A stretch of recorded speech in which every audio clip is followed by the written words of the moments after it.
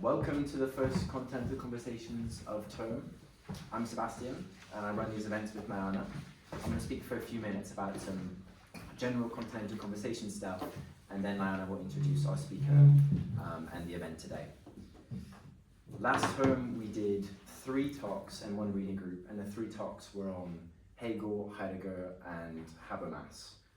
So our theme was H's, and we realized that afterwards. In trying to predict the theme for this term, we realized that, well, actually I'm kind of revealing this for Nayana for the first time, that the theme is connections and misconnections in intellectual history. So today we're exploring a conversation that didn't go well between 2 people who wanted to speak about language and who had unique senses of humor. In week 6 we'll talk about a unique relationship between a Jew and perhaps a Nazi, between a professor and a student, between a 40-year-old and an 18-year-old, which is Heidegger and Arendt. That is the theme for the talks. What allows a conversation to go well? How can people exchange ideas? And how can that go wrong? I wonder how I can go about expressing this without sounding ridiculous. One of the things we want to do with these events is to make connections. Lots of people get jobs in London, having graduated from Oxford, and know people from Rowing as consultants or bankers. But I want to make it the case that the people in this room who will go on to do master's degrees, or go on to be writers, or go on to be journalists, will have connections by way of theory or philosophy, and that they can build on those connections in their life to maybe do some important or cool work. As we'll hear about today, as we'll hear about in week 6, who you connect with and if you're able to exchange ideas with them is very important. So yeah, that's sort of the theme for this term. That's all from me, and I'll pass it over to Nayana, the co-host. Hello everyone, so happy that you're all here. I'll do a very short introduction. Today you'll be hearing from Max Yeo, who is one of our students here at HMC. He's a first year PPE student, and he's interesting even to talk to at lunch, so I'm excited to hear him talk for even longer than that. As Seb mentioned, we'll be hearing about a debate between Derrida and Searle, which is mainly a philosophy of language debate, but it will be used, as far as I understand, as a bit of a case example to elucidate a bit the difference between continental and analytical philosophy, which I think will be very interesting. Okay, to begin, maybe we can just look at the title of this talk, which is Derrida-Searle and Analytic-Continental Divide. For those of you who looked at the promotional material for this talk, actually you may have been slightly deceived because there were some terms in there which were not clear. For example, continental philosophy. What is it? Does it mean anything to speak of continental philosophy as such? We said we promoted this as a debate between Derrida and Searle. Is it really a debate? That also is up to question, and I hope you can come to appreciate the relevance of these questions as I go through the exchange. Also, before we begin, if I could direct your attention to a quote towards the end of the handout.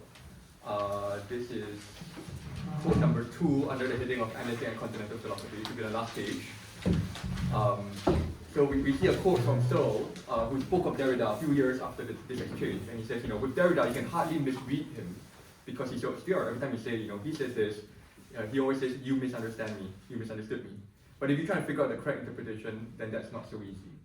So I think this is very paradigmatic of a certain relationship between 2 traditions of philosophy, one mostly Anglophone and one mostly European, wherein the Anglophone side considers the European side of philosophy, continental philosophy if you will, to be rather obscure. Obscurantists, they may be confusing, they may not be clear about their saying. So that's another question I'd like you to think about as we go through this particular exchange. Do you feel like one side is confused, obscure, and so what does that say about their philosophy? Okay, let's begin. A brief background for the debate. We have this philosopher of language, J.L. Austin, some of you may have studied him, who delivered this lecture series in Oxford and Harvard in the 1950s about called How to Do, or rather, the transcripts of which were published as How to Do Things with Words. This is a very influential track, as we'll get into later, but unfortunately he did pass away in 1960. Now, about a decade later, Jacques Derrida presents a paper called Signature Event Context, which was, he presents a paper to this conference. It was later published in his book. It was then translated a few years later and published in the US in the journal Glyph. And the next issue, there was a response from John Searle, who was actually, many of you may have known him for, among other things, his Chinese room argument, experiment, and so on and so forth. He was actually Austin's student at Oxford, and since Derrida's paper was in part about Austin, he felt like he needed to respond. And of course, Derrida responds as well in the same issue of Glyph with about a 150-page essay, 100, yeah, around there. So as you can see, it was at the same time it was a brief exchange, but it was fairly lengthy as well, especially Derrida's side. And finally, of course, it was published in 1988, both SEC and Limited Inc. It's a book. Searle was asked for permission to include his essay as well, as in the middle, but he refused. Maybe you'll see why soon. All right, let's start with signature event context, which I think is the main interesting part of this debate anyway, because it's about Derrida's philosophy. So Derrida begins by saying, okay, well, this is the theme of the conference he was presenting to was communication. So we said, okay, well, what does it mean to communicate? It means perhaps to transmit a meaning, transmit a certain, to pass on a message perhaps. But of course there are other meanings of the word communicate.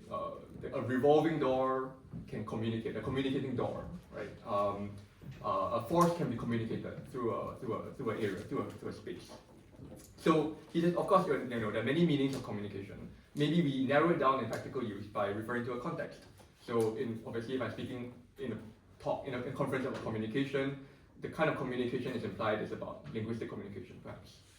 Then, of course, he questions, as you can see in quote number 1, but what exactly is the role of this context? Can it ever isolate, fix the meaning of a word?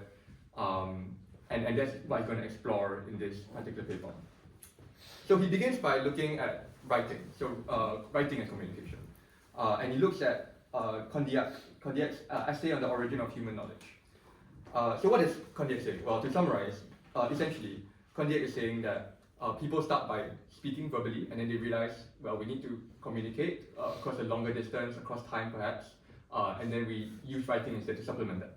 So speaking is primary, we communicate through words, and then writing, and Condiac has a whole taxonomy of writing. We have pictographical writing, like Chinese and other languages, some other languages, hieroglyphics perhaps, and then that slowly abstracts into alphabetic writing.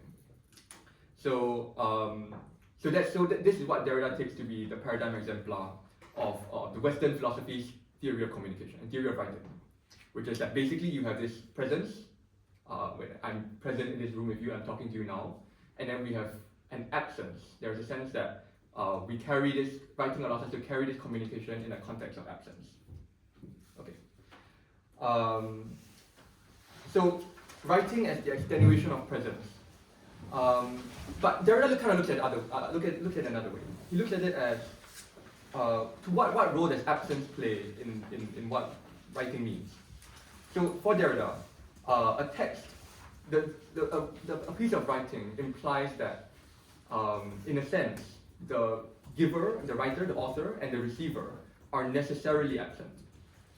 Now this is a bit of a contentious claim, as you'll see later, but he takes it as even a text written in a secret code, which only 2 people can understand, is writing, because even if both are dead and both are absent, it's still considered writing.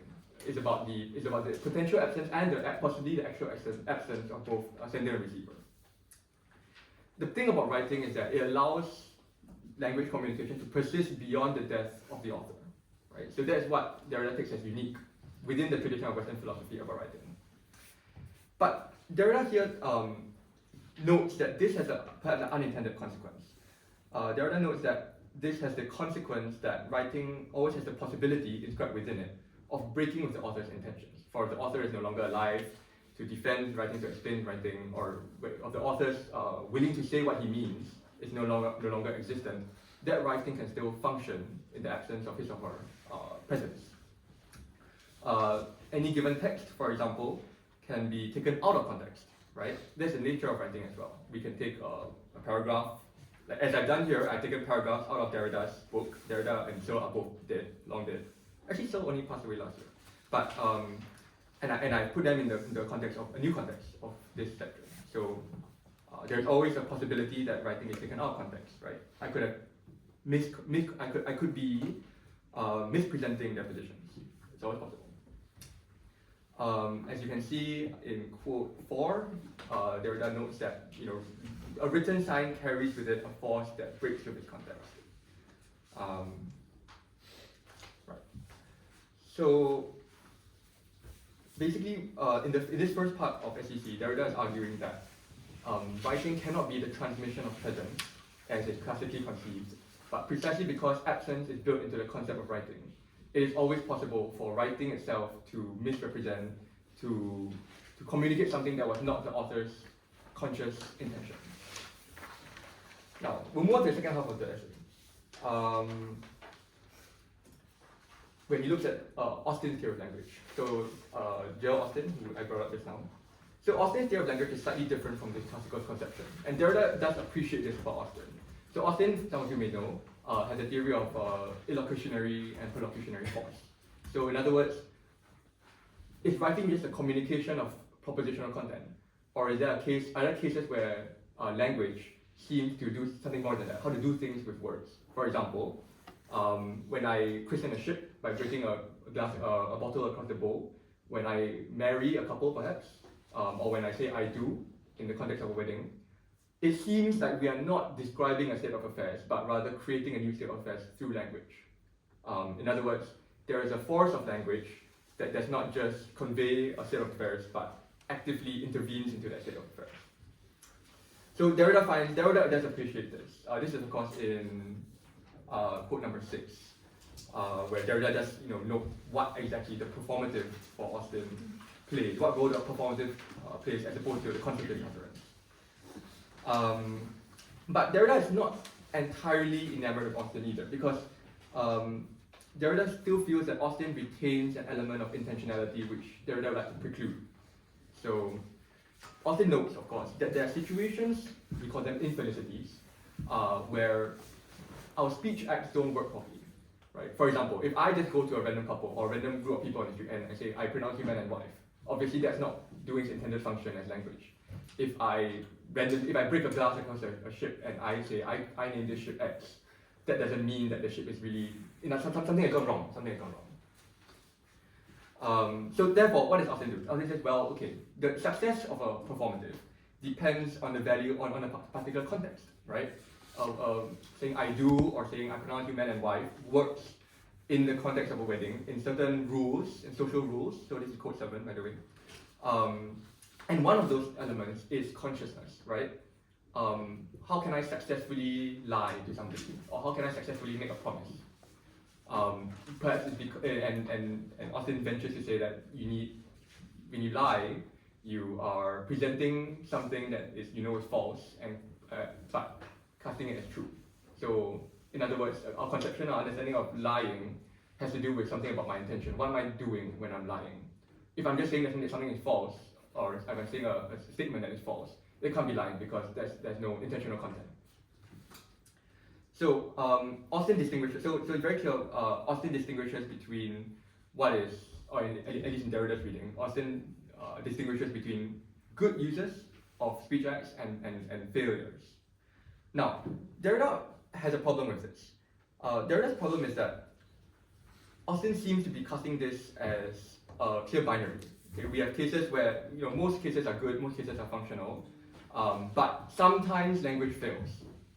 Under quote 8, he notes, is this general possibility, the possibility of mistranslation or misunderstanding or failures of speech acts, is it necessarily one of a failure or trap into language may fall or lose itself, as an abyss situated outside of or in front of itself?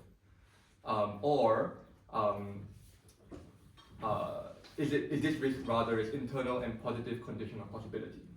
So is it the case that there are happy felicitous performatives and infelicitous performatives, normal performatives and parasitic performatives? Parasitic performatives are those which replicate or copy a normal performative. So for example, if I promise to you that I will give you a gift, that's slightly different from an actor promising to another actor playing a character, of course, that they will give the other actor a gift, right? It seems like that case is a little bit special because It is not, we don't expect the actor to hold to that promise. It's within the context of a play, right? So therefore, Derrida is saying, well, is it the case that there are some good cases and bad cases, or is the possibility of there being bad cases built into the very structure and functioning of language, even in the good cases? Okay. And of course, Derrida is saying, as you can see in quote 9, there is a sense in which such whether or not something is good or bad, functional or non-functional, felicitous or infelicitous, depends on a general iterability of writing. So this is a key concept for Derrida in signature event context. Writing is iterable. It can be repeated, taken out of context. It can be repeated. It can be either repeated in a way that's out of context, or it can be written in a way that's out of context. But even performances are iterable, right? When I follow a certain set of procedures in christening a ship or marrying a couple, it has to repeat a certain code of how it is to be done. If I do it wrongly, then there is a possibility of failure. So Derrida establishes this concept of iterability as built into writing itself. Of course, in quote 10, you see that he does not deny that there is no role, that there's any role for intention in writing. Perhaps there is intention, and perhaps there is relatively more and less successful effects of language. But there is no easy way to distinguish between, yes, this is a great case, this is not a successful case, and these non-successful cases must be considered as deviations, anomalous, parasites on the proper cases. So we can take an example, like a signature, right? Are there signatures? Yes, there are signatures. A signature marks the presence of an author in a given text, right? So if I sign on a form or I sign off on an article, perhaps, I'm indicating that it was my presence that produced that piece of writing. But Derrida says, well, hang on, why do I feel the need to sign in the first place? The point of the condition of possibility of the effect of signature is precisely the fact that it is always possible for that writing to be taken out of context, to be attributed to someone else. So, and even the signature itself must conform to a certain form, right? It must be recognizable as a signature through a certain iterability of how it operates, how it looks like. So Derrida says, okay, well, even a signature which is supposed to preserve the presence of the author actually reveals the division between the author and the reader. All right, one final comment, which is that ultimately this entire operation that Derrida undertakes is kind of paradigmatic for deconstruction as he sees it. So many of you may have heard of deconstruction kind of thrown around as a term that Derrida does.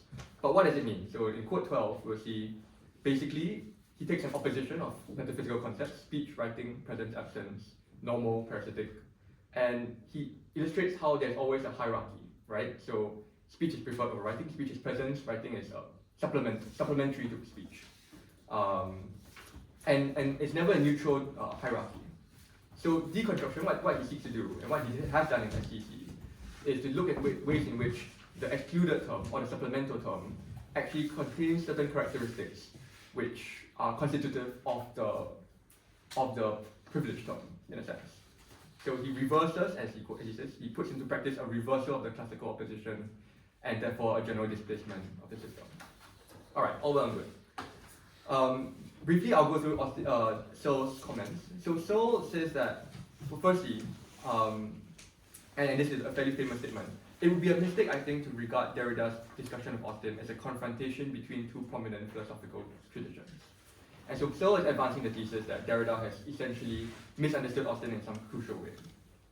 And of course, he admits the possibility himself in quote 2 that he didn't find Derrida very clear. Maybe Searle too misinterpreted Derrida.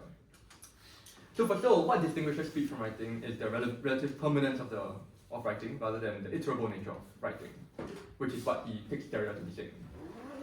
Searle does agree that all language and all systems of representation admit the possibility that one can separate the sign from the signified content.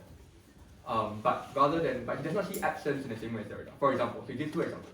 Firstly, when I'm writing a shopping list to myself, it seems to be the case that both the writer and the receiver, which is both myself, is present at the same moment. In that case, if that's the case, according to Searle, then absence cannot be built into the structure of writing.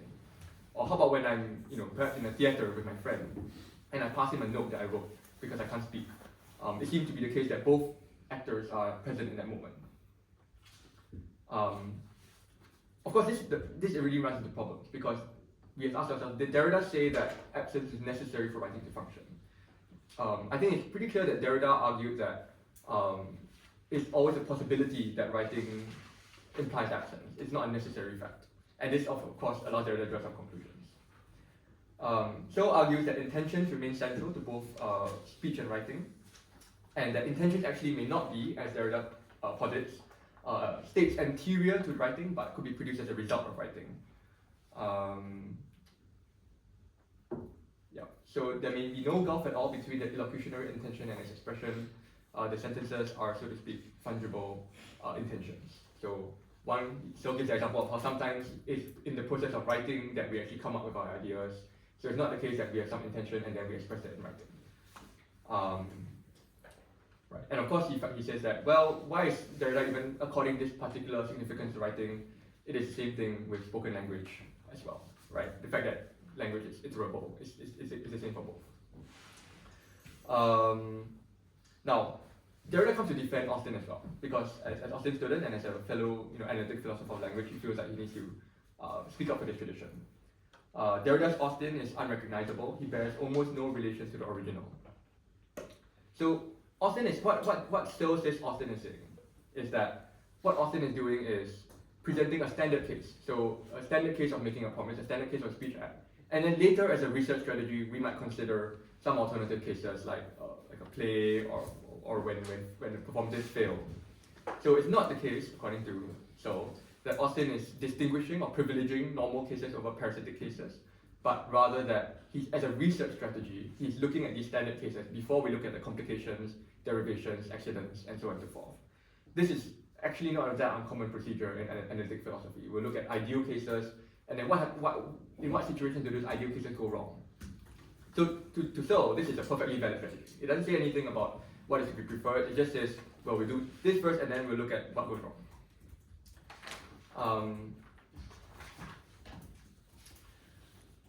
Lastly, Searle reads Derrida as suggesting that iterability militates against the role of intention and meaning.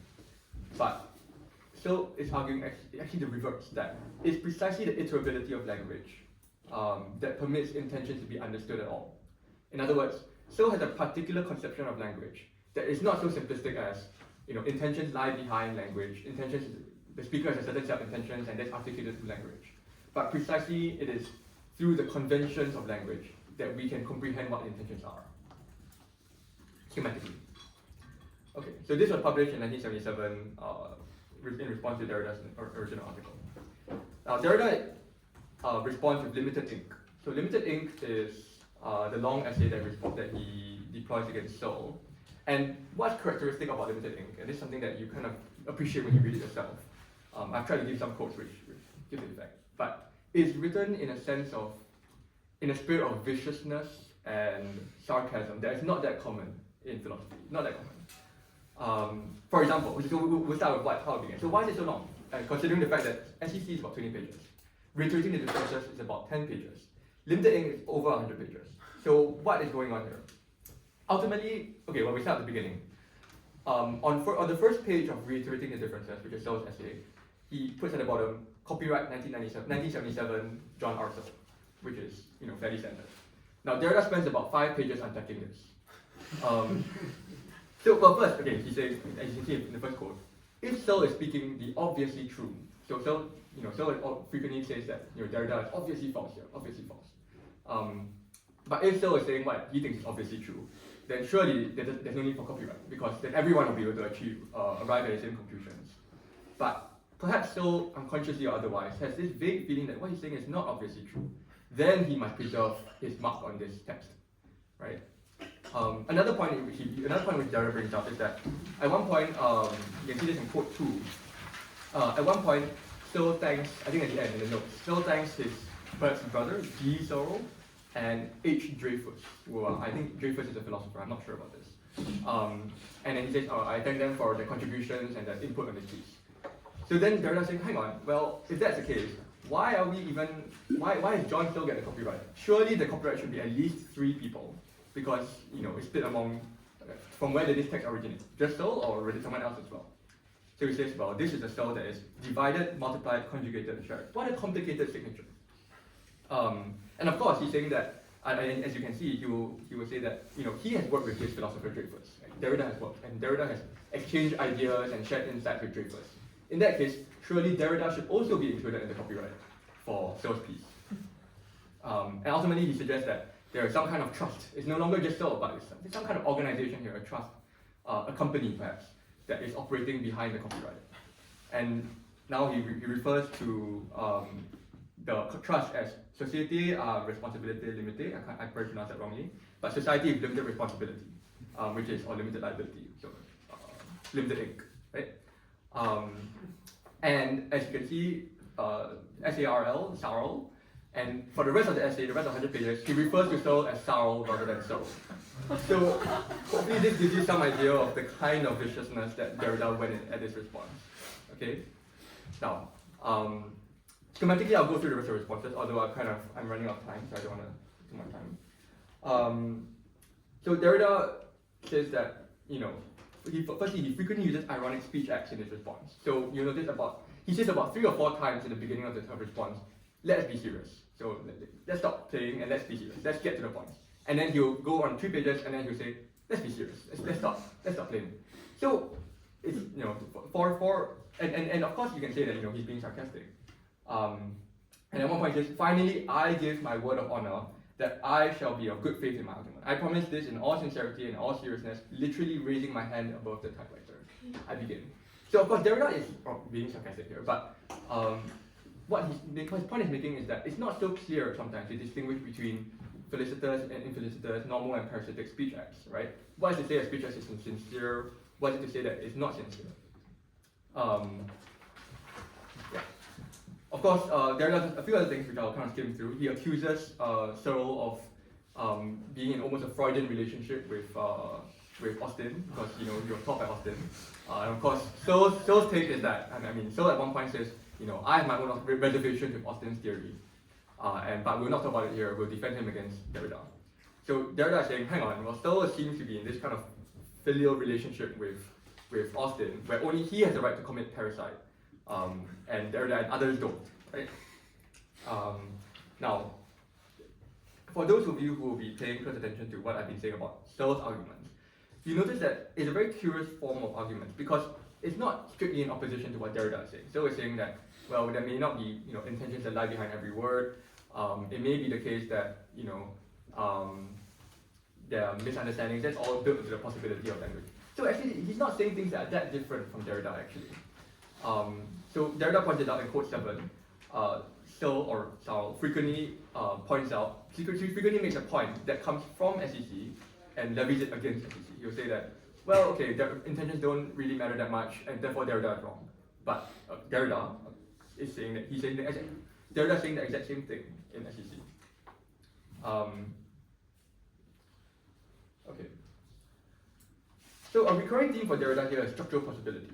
Because it's always structurally possible for the contents of a text to escape the writer's intended meaning, this intention cannot possibly be the determinant of that meaning.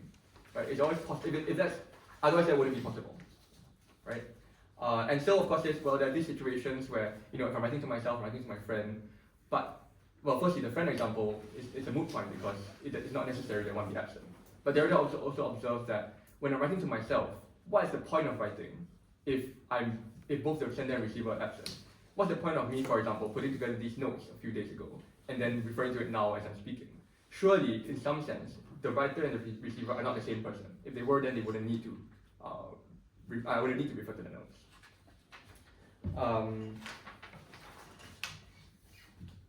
Right. So ultimately, Derrida is arguing that there is no clear way to distinguish between standard and parasitic cases, because standard cases too are haunted by the possibility of the repetition. If this is the case, and this possibility of parasitism is built into the standard cases themselves, then it doesn't make sense, even as a research strategy, as Searle says, to first look at this and then look at something else, because by excluding that something else, excluding the possibility of failure, you are missing something about the standard case as well, according to Derrida. And ultimately, he sees in Searle a long tradition of hierarchical thought that occurs throughout Western philosophy, one which he seeks to deconstruct and challenge. So this is quote 13. He says that he accuses Searle of ultimately returning strategically or otherwise, ideally, to an origin that is simple, intact, normal, pure, standard, self-identical, and then to think in terms of derivation, complication, accident. He's saying that almost all Western philosophers have proceeded in this way: good before evil, positive before negative, the pure before the impure. And of course, he ends it off by saying, well, I promise to be serious. Have I kept my promise? Right? He challenges the reader as well. I don't know if I was supposed to. Right? Was Searle or Searle himself serious in his speech acts? Okay.